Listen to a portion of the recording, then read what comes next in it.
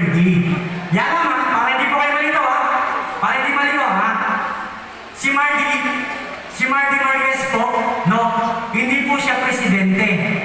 Siya po ang tinalaga ko na focal person ng Barangay Silangan.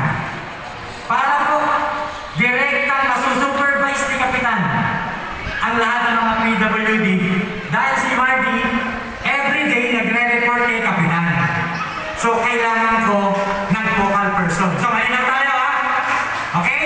Kaya dapat, si Rodilyn magre-report sa focal person ng barangay. Tama po? No? Hindi po tayo nagpapataasan. Nilalagay lang po natin sa tamang, no, sistema. Nilagyan lang po natin ng sistema. Okay?